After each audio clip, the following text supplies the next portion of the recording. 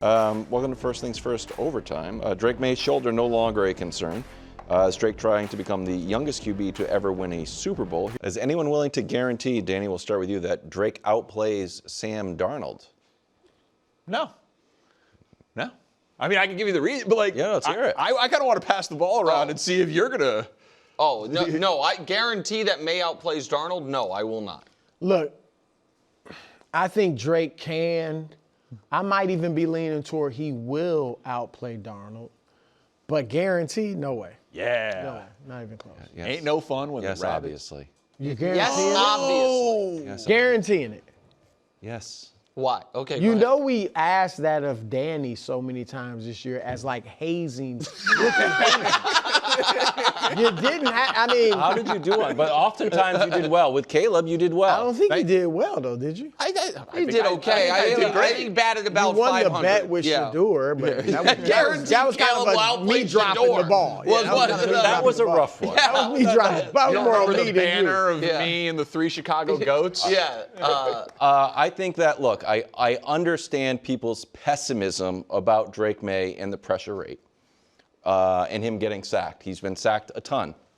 They also have won 17 games with him getting sacked a ton. He was sacked a ton in the Browns game, and he was easily able to win the Browns game. He was sacked a ton during the Chargers game. He was getting hit. We won that game by double digits.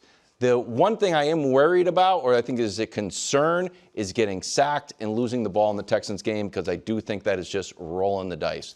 Part of me thinks that once Will Campbell is so far back, he can fall on it. Sure, but I Full fumble recovery. yeah, but if the ball starts hitting the ground, I think that's very dangerous. That being said, if turnovers is what you're thinking about, because I don't think anyone's thinking down the field passes, or like, you think Sam Darnold's going to, as far as down the field passes, you think it's Darnold over Drake? I am simply saying I think it is absolutely on the board that they both play a clean game, and Darnold outplays him. Like, I think that what I think has been kind of lost a bit in the shuffle of the week is how great that conference championship game was from Darnold. So these are win the game, throw for 300 yards, 3 touchdowns, don't turn it over. NFL history.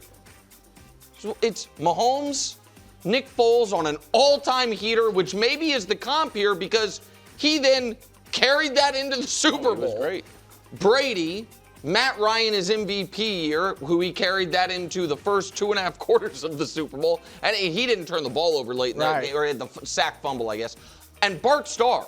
It was a all-time performance by him. Now, I do think the Patriots defense is much better than the Rams defense where it was at the end of the year. So I'm not predicting he's going to have a perfect game, and that was close to a perfect game. But I do think on the board of possible outcomes, I'll give a 15% slice to Drake May plays an A- and Darnold plays an A. You know what I like? Where they both play well, they don't turn the ball over, and Darnold just does to Drake May what he did to Matt Stafford. You play your best, I'll play my best, and I win. Like, I think that is on the so to answer your question, I think that's on the board of possible possibility. Yeah, and what I've sensed a lot from you this week, Wilds, is the surprise of which this part I share with you. Like, who is the better quarterback? Drake May. Right, but I don't think that everyone's talking about it in those terms. Drake May is better than Sam Darnold. Sam Darnold has just been better in these playoffs than Drake May, but that should be graded by the opposing defenses and the weather conditions and those things that they've played. But I still think that Drake May is better than Sam Darnold. But one of the reasons I'm not willing to guarantee it is because of the respect of Darnold. I do think Seattle's better. And also, it's obviously a huge spot. It's the Super Bowl. But normally, when guys get to the Super Bowl this early in their lives, like this young, he could be the youngest ever to win it. We know that. But just make it a bigger set. Make it 25 and under. They don't generally play all that well. It is such a huge moment. It is so much pressure. They haven't seen, only 3 of the 16 25 and under quarterbacks have ever thrown for multiple touchdowns in those games, and a lot of those were in losses. And so it's just... So that's like Big Ben. Mahomes did it. Mahomes. Yeah, Mahomes in 2019, 2 touchdowns, 2 picks in a win. Mahomes in 2020, 0 touchdowns, 2 interceptions in a loss. Marino in 84. In a loss. Goff in a loss. So it's just that Mahomes, Russ, Drew Bledsoe. Bledsoe also had 4 interceptions in that spot. It's just Joe Burrow was in that spot. Joe Montana was in that spot. So huge names, obviously great players. It's just you don't normally get your best, your peak of your powers from a really young guy when the lights are this bright. That's where I think this is one of the foundations of my thought process. The Patriots going through the gauntlet of the Chargers defense, the Texans defense, and the Broncos defense. Even though Jarrett Stidham was out there, it's still that Broncos defense on the road. Once you get up against that Seahawks defense, I almost would prefer that, although I'd have to take some criticism during the show. I'd prefer if he lit it up against the Rams defense. I'd prefer if he lit up the 49ers defense. But I actually think going through those 3 teams and playing the Seahawks, I have felt this pass rush. We've been here before. I know how to win a game, if it's not comfortable. It's not going to be a shock to the system. I think that's actually totally reasonable, especially because the flip side of it is you had a bye, you played the Rams defense, you played the Niners defense, and then for May, this is also going to be ideal conditions. Oh, yeah, he's wearing shorts. I was like, look at that. That's going to feel a lot better. So for Drake May, this might feel easy by comparison, even though Seattle's defense is excellent. Yeah, look, I think, as I said, I'm kind of leaning towards May playing well. I get it that a lot of guys in their first Super Bowl haven't performed well, but I think the struggles in the AFC playoffs, I think facing those tough defenses, I think he's learned a lot mentally from these playoffs where because he didn't face a ton of adversity in the season. They played an easy schedule. He was great in just about every game or very good in every game. Now to go into the playoffs, to have some adversity, to face some great teams and come out on top, I just think the poise he showed and even telling himself man, I can handle this. I don't have to play lights out for us to win. I just win. I think all that bodes well for him. So look, I'm just not willing to guarantee the sexier answer is Patriots comfortably. I could also see just what I call the boa constrictor game. You get up a little bit, and that's Vrabel, clock management, long drives, long fields for Darnold, and it's just all of a sudden the Patriots won the game. Here's my question, because I think everybody can see that happening. I don't think everybody can see Patriots blowout. Right. I think most people think Patriots blowout in one scenario and one scenario only. Darnold. Travesty game, which I don't think people are expecting. Yeah. But the boa constrictor game for New England, it is interesting to me that you don't think it's possible for Seattle. That for the exact everything, because what we have yet to see, and it's a testament to how great their defense has played, is Drake. My opinion, I think we can all at the very least agree on this, has played 3 very bad first halves. Yeah. That in all 3 games, he was bad in the first half. And in all 3 games, he didn't trail for a second in the second half, despite that.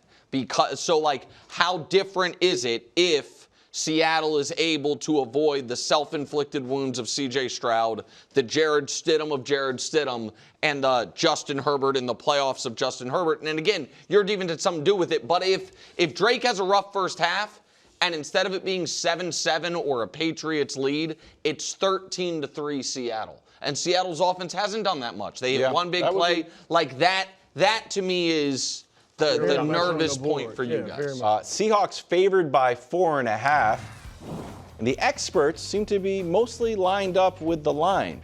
Now, this desk is 2-1, with Brew leaning heavily to Seattle in his checkmark system.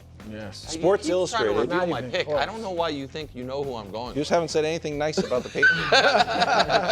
Sports Illustrated goes 9-1 Seahawks Patriots. ESPN goes 48-10, Danny, and 2 of the 10 votes are from people who played for the Patriots. Teddy Bruschi and McCourty. NFL.com goes 21 of 24 for the Seahawks.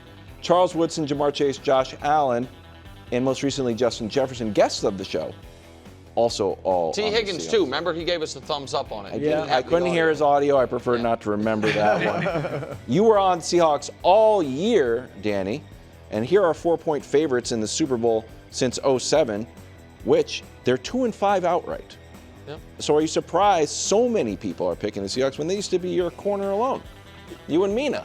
That's it. Right, great company. But yes, this is actually really surprising to me. And this is, you'll be with me on this here. It should be about 2 out of 3 people picking Seattle, right? Just like the math of a 4-point favorite, 4.5-point favorite. Patriots are about a 2-1 underdog. The implied probability of that suggests it should be about 34-35% of people should be picking New England. Can I ask you, do you remember what? It doesn't seem this lopsided for Eagles Chiefs last year. No, Eagles Chiefs though was a 1.5-point line. The last point spread of this was Rams Bengals. Yep. And then the one before that was Brady Eagles and it was Nick Foles. Yeah. That was a 4.5-point spread too. But the point is Rams Bengals was 4.5, and I certainly don't think going into that game, 70. I guess, gosh, what is this? This is 85%. Yeah, it's 85%. 85% of people were picking the Rams. So this brew to me, this indicates what if it was like a touchdown favorite. You know what I mean? Yeah. Like where people are just like Correct. puncher's chance almost. That part to me is odd. Yeah. Like that I do, because what you're not seeing alongside it is I understand Surtain did, but you're not seeing a lot of people be like, Seattle easy. It's a lot of, it's going to be a close, low-scoring game. That Seattle wins. Yes. Like, it seems like Barnwell, I said, wrote a 15,000-word article, ended up with Seattle by, I think, And no one's 3. like, you know what? This quarterback's actually better, and this coach is better, and this guy has more experience. Yeah, I'm not positive the coach is better, but it's certainly everyone loves Vrabel. So that's why I am surprised by it. I think the vast majority of people would say Vrabel's better than McDonald, and the vast majority of people would say that May is better than Darnold, and yet the vast majority of people are picking Seattle. Now, I among them, but like you said, I've been on Seattle all year, so I'm just being consistent there, and I think that New England is, I think the best Patriots team that we will see is in a year or 2 or 3. I think they're very ahead of schedule and just ended up in the Super Bowl. But yes, to answer your question, this shocks me. Yeah, I'm surprised too. I mean, nobody seems to believe in the Patriots except you. And I think, like I said earlier, people are looking at, okay, coaching is close, but maybe they're giving Vrabel the advantage. Yeah, Drake May's better or been better this season, but Darnold's been better in the playoffs, just outplayed everybody's All-American, Matthew Stafford. So a lot of them, I think, are giving the advantage to Darnold. I agree. And then the running game, even though, they don't have, neither one of them has a phenomenal back, but I think guys would take Kenneth Walker III over, your backs. The receivers, obvious. The defense, statistically, you got to go with Seattle. I just think they're looking at it like, yeah, it's a no-brainer. But I'm surprised that everybody's looking at it that way, but they're looking at your schedule. They're looking at the quarterbacks you face in the playoffs. And even though Herbert's viewed as good, he hasn't done anything in the playoffs, played a good game. So I just think that's where everybody is saying Seattle, of course. Go, KW. No, so here's the thing. And this has become a little bit of a stats contest. It's like, well, I've got this stat. It's 2 weeks to preview. I got one this, game, so it's fun. It's like, all right, so I pulled Ben Solak. Over 2 postseason games, Bradford on Seattle's line gave up 15.3 pressure rate according to Next Gen, and Barmore and Milton Williams are just all over that, right? And then Seattle turns the ball over a bunch. We can just keep on debating stats. There is something to be said for Patriots fans being so confident. That speaks to, and I know I already got shut down on this, a specialness to this team that I think Mangini has mentioned, Teddy Bruschi has mentioned, that it echoes, whether it's the disrespect or the camaraderie that this team has, that feels a little special, that feels a little bit of a doorstep. And I have no data to You're resorting to pixie dust. I've been there. You know what?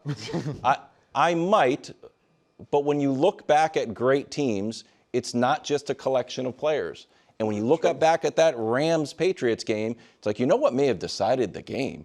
When we were introduced as a team and the Rams wanted to, like, run up the score. So, but and to me, I look back and I'm like, oh, that was the beginning of the story of the greatest player in the history of the sport. And I don't think Drake May is that. I don't think Drake May is about to be, you know, a 6-time Super Bowl champion. Maybe I'm wrong. But he may be better. You can certainly argue that he's better now than I don't even think it's really Brady wasn't a one. Yeah. But I also, this is where I think there is some regional bias, some fandom bias. If we did our show in the Pacific Northwest, and in my seat was Mina, would we have a lot more anecdotal evidence of how special the Seahawks are, of how DeMarcus Lawrence did this, and how they all love Mike McDonald, and one so thing like that sticks up to me, when Sam Darnold had that meltdown game, yes, they all rallied behind him, and that's the first time I was like, oh, this team's a little special. Yeah, it wasn't just, and I know the counterpoint is like every team that does well in the playoffs is special. Like, I don't think so. No, I agree with you. you. They feel like it's a special run for Sam Darnold. Yeah. I mean, he hasn't had a great playoff game before this year. But I mean, there's a lot of teams that ended up losing in the Super Bowl, though, that up until they lost in the Super Bowl felt like a team with destiny. Absolutely. That Bengals team won all 3 games on last-second field goals. It was Joe Burrow in year 2. It was all special stuff, and then they lost. Really? They had a door? Okay, sorry. Everything but the door. Yeah. I never sorry, go ahead. Everything but the door. I never seen a door. Trade deadline came and went at 3 o'clock. Giannis still on the Bucks. Danny has been teasing a social media post from Giannis along with his take. So we discussed this earlier. We were upset that he was not maybe more forceful in leaving Milwaukee, and we kind of wasted another season of just not being in the playoffs. Danny, what's your take on Giannis? He is going to be a Milwaukee Buck for his entire career. Oh, that's a take. No way. Okay. He's getting traded this summer. I mean, you saw what he said in the Milwaukee Journal-Sentinel, and we can show you what he just... Hold on, before you show Instagram, if people didn't see what he said in the Milwaukee Journal-Sentinel, just give it a quick recap. Said, I want to be a Milwaukee Buck. Okay. For my career. I've always wanted to be here. I got... Down the middle. So why did we go through this whole charade? I think that there's a real possibility that the largest basketball insider in the game here is stone wrong. I think that is. I mean, he wasn't the only one They were naming the 4 teams that were going after him. Trying to trade for him. Those trade offers that Miami was able to put together with 2 first-round picks for a 2-time MVP are straight up laughable. Oh, when Jared agree. Jackson Jr. just got 3 first-round picks and then some. Like, those trades were fantasies. Yes. They were completely ridiculous. Agreed. And so the Warriors trade was ridiculous with Kuminga and bad first-round picks attached to it. Like, the ones this summer may not be. If Houston, Nick mentioned OKC earlier, San Antonio, if they all have bad experiences in the playoffs, they may say, you know what, let's go get Giannis. And I think Milwaukee was smart for saying, we'll wait. Let's see what Giannis put on Instagram, and he did it coordinated on all of his socials, Twitter, Instagram, and everywhere. Legends don't chase, they attract, with the Wolf of Wall Street clip of I'm back, or I'm coming back. Or I'm not going anywhere. Oh, I'm not going anywhere. I'm not going anywhere. Yeah, that's. And you could say, you can roll your eyes, Brew, and say that he's pandering. But he has been every opportunity to sign an extension in Milwaukee. He has signed an extension in Milwaukee.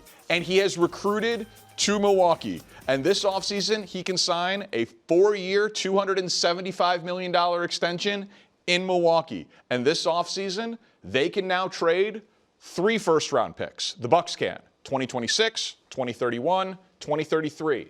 They could have a top 5 pick in this year's draft, depending on how the lottery goes. Probably not, though. But we'll see. We'll see what they do with Giannis. Because they get the worst of the 2 picks of theirs and them in New Orleans. Them in New Orleans. We'll see how much Giannis plays. Ryan Rollins right now is a dark horse most improved player candidate. They can trade Kuzma's deal. They can trade Portis's deal. I'm shocked they you have want the this to they have the happen. mid-level exception. The East is terrible. I truly believe Giannis wants to be his basketball hero Kobe and play in one place his entire career. Kobe was ready to leave for the record. LA. He I almost know. went to Listen, the Clippers. He almost went to the Bulls at one point too. Yeah. I mean, I'm just. He's brought Dame, didn't work out. We obviously won a championship with Drew Holiday and Chris Middleton, but I mean, look, if Giannis wants to stay in Milwaukee, God bless him. But I am shocked that you think this is proof. I think this was a smart move by the Bucks to say, as you said, we're getting terrible offers because the two teams that can really give us something we want aren't in the market yet. But let them struggle in the playoffs, and they will be in the market. Well, listen, if Giannis, when they offer him that full max extension, if Giannis turns it down, then that is the equivalent of demanding a trade. Because then Milwaukee has to trade him because you can't lose him for nothing in a year.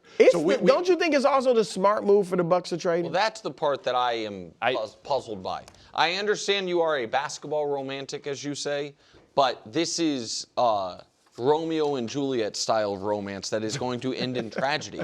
But Giannis Antetokounmpo going his entire 30s without playing meaningful basketball is a basketball tragedy. That's not a guarantee. They can in the East next year. He's been in the East the last 5 years. They've had horrible injury luck at the worst times. That series against the Heat, I was at Game 1. Giannis fell on his back and got injured. Middleton has gotten hurt in the playoffs. They have had terrible injury luck with timing. And it closed their window.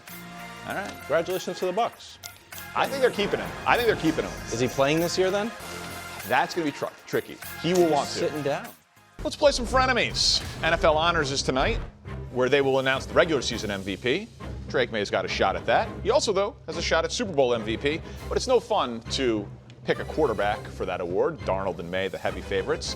Nick, you have a non-quarterback that you like for Super Bowl MVP? Yeah, and it's a selfish pick because since I've been on TV, Oh, I know what you're going to do. I haven't had a season as wrong as this one. Just wrong, left and right. Luckily, what happens when the Chiefs luckily, finally lose. right. Well, it wasn't just that though. It'd be one thing if it was just the Raiders. Chiefs. My big team that's everyone thinks going to be bad is going to be good was the Raiders. Yeah, they were just bad. My big team everyone thinks is going to be good, but they're going to be bad is the Broncos. They were the 1 seed. Just a lot of wrong. Somehow I still beat you in picks, but still. Not with the playoffs. However, my best moment, I think, was trade deadline day when everyone was freaking out about Sauce Gardner and Quinnen Williams. And I said the only trade that happened today that moved any championship needle was Rashid Shaheed to the Seattle Seahawks. And then I saw Rashid Shaheed's Super Bowl odds, and it's like, wait, he has the 5th best odds? He's a somewhat trendy pick. Yeah. And it's because he can score a touchdown without it also being a Darnold throw. Yep. Either via return, as we saw in the divisional round, or end around. Yep.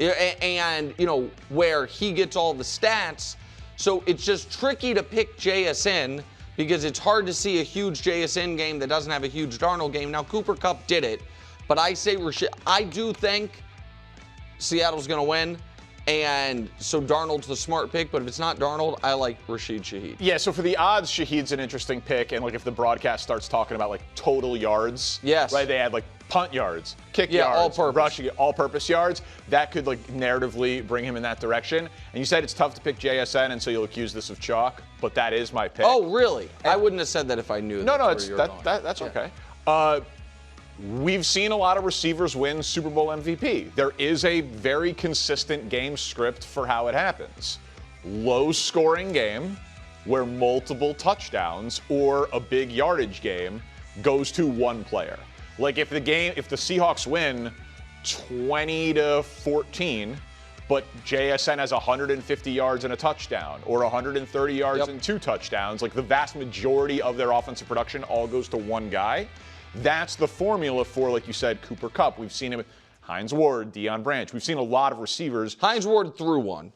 Santonio Holmes. But yeah, Edelman won Super Bowl MVP in a 13-3 exactly. game. And so in terms of percentage of offense, this is a pretty overwhelming statistic in terms of for teams that have reached the Super Bowl. We put this together. Highest percentage of a team's receiving yards, guys who ended up in the Super Bowl, Irvin, and Jerry Rice, and Cooper Kupp in 2021 and Jerry Rice in 1988, both won Super Bowl MVP. And Jason's got the higher than any of them. Correct, exactly. In terms of one receiver getting the lion's share of the yards. So I just think that there's a historical game script that it could go to JSN, but we're both. I also would take a small flyer on DeMarcus Lawrence.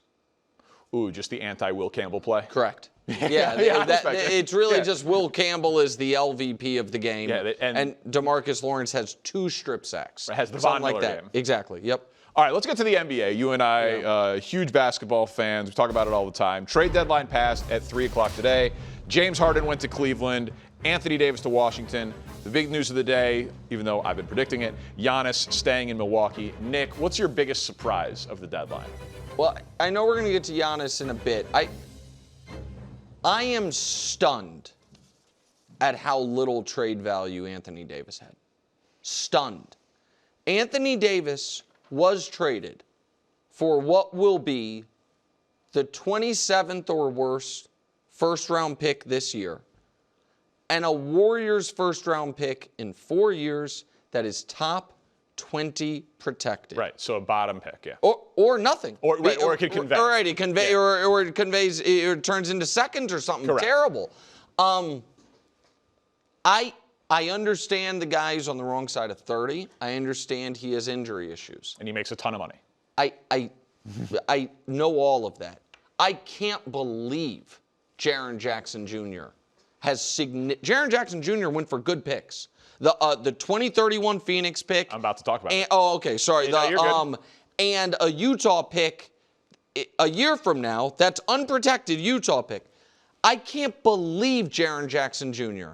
has that much more value than Anthony Davis, and I can't believe the Golden State Warriors did not, if they knew they weren't getting Giannis, how do you not find a way to trade for AD rather than bringing Kristaps? You can't say it's injury issues because Kristaps has a different type of health issue, and Anthony Davis is at least a needle mover when he's out there. So that was stunning to me how far his value has fallen. So we're saying the same thing here, but a little bit differently in that I am shocked at the teams that made the moves for a couple of the guys that you mentioned. And you're a great NBA historian. I've been thinking about it all day. I don't have great comps. Maybe they will come to you. But if I throw up the Jaren Jackson Jr. trade and the Anthony Davis trade, horrible teams traded for them. Like a 13-win team in Washington pushing chips in. And I know that they're not that valuable of assets, but it very much accelerates their timeline. It's like next year, Anthony Davis, Trae Young, and our young guys and our pick this year, we're going to go try to win in the East next year. You don't often see 13-win teams do that. And a 16-win Jazz team trading a 2027 first that's top 24 protected. The 2031 first from Phoenix is unprotected. Yeah. That could be the first pick in the draft. And listen, Jaren Jackson Jr. is one of the best defensive players in basketball. He's been Defensive Player of the Year. He's led the league in block twice. But you don't often see teams with less than 20 wins push in all of their chips. And they're just saying, these are moves for next year. Because they still need to lose games for this year to pick in this unbelievable draft we have. So Washington still wants to get – Washington's hope is we're going to end up with a top 3 pick and have Debanza, Peterson, or Boozer. Yep. To go with Sarr, Trae Young, and AD. The Jazz are like, Keontae George has accelerated our timeline, but your point... Keontae George, Walker Kessler, Lowry Markkanen, Jaren Jackson Jr., Ace Bailey, plus their pick. It's like, oh, okay. But they still need to lose because they lose their pick if it's outside of the top 8. So my read on it's a little different in that I think it is teams acknowledging free agency doesn't exist anymore. Not that Utah was ever going to be a free agent destination, but Washington maybe could be. But guys don't hit free agency. Cap space is no longer a valuable commodity in the NBA the way it used to be, because guys simply say, I'd like my extension, way to beat, now trade me, as opposed to rolling the dice on that. And so those teams, like at Washington, trading for Trae Young and Anthony Davis, potentially putting them both on ice this year and be like, but next year we have a new team. Utah was like, finally, Keontae George is good enough. We kept Markkanen. Let's go try to win now. I respect it. Because I don't think that Utah gave up maybe some valuable assets, but if they're going to try to win, then their pick in 2 years is not as valuable. And Washington, I think, got the steal of the year by getting Anthony Davis for that little. All right, so now let's talk about Giannis here. Yeah. Because I've been advocating for this for years. Like, I just do not think they should trade him. I think that they've got him a new coach. They got him new players. It hasn't worked. Bad luck. But, like, they are going all in around Giannis, and they are going to continue to do so, even though they don't have a ton of assets going forward, though they get more this offseason. Why do you think it's so ridiculous to say? Because they win. Sorry, go ahead. No, just like this offseason, they can trade 3 first-round picks to go get a great player to put around Giannis and then go try to win the East. Why is that ridiculous? Because they have gone all in twice and lost. And it's the reason we say you go all in is because the idea is if this doesn't work, you're out. It's come from the poker world, obviously. They went all in on Dame. It did not work. It's bad luck. It did not work. Yeah. They then, went into their shoe and were like, man, I put this money in my shoe so I didn't lose at the poker table because I need cab fare home. This is old, and this is something that I've done back in the day when there were cabs instead of Ubers. Yeah, I've done it. And I'm like, you know what? I'm buying in with this too. Then they lost that as well. And instead of walking out of the casino, they're like, how does cash advance work? And that never works. You got to, at some point, cut your losses. And what is best for Giannis is to go to a team that can instantly contend, and what is best for the Bucks is that they start the rebuild, not continue to deny the reality. And the reality is the era ended on some bad luck. If they get young, all-star caliber players in trades this offseason, plus excellent picks, that's fine. But the stuff that was being reported for Giannis has been so wildly disrespectful to his talent that I think Milwaukee looks around and is like, oh, well, we have a few assets that we can trade to try to build a contender in the East and keep the most popular player in franchise history home. So that's the part that I disagree. I agree with the first part. I think the Warriors trade or the Knicks trade were outrageous. Outrageous. I wouldn't even create the full screens for him because I thought this is insane why Milwaukee would take it. Oh, why didn't they trade him to Minnesota for Julius Randle? No. Get out of here. No, so that part I agree with you on. But they will be able to get a full marketplace real trade this offseason, and that's when I think it's best for both sides. So I don't blame them for not trading him for 30 cents on the dollar today. I will blame them if they decide to flip 3 future firsts for Kyrie Irving this offseason. That won't work. Well, you would buy into Kyrie and Giannis together. Ja Morant, Trey Murphy, Giannis, Morant. let's go. Run it back, Milwaukee. It's a terrible idea. Don't be afraid. It's a terrible idea. Thanks for watching. Subscribe here to get more from the show and to check out clips from other shows on FS1.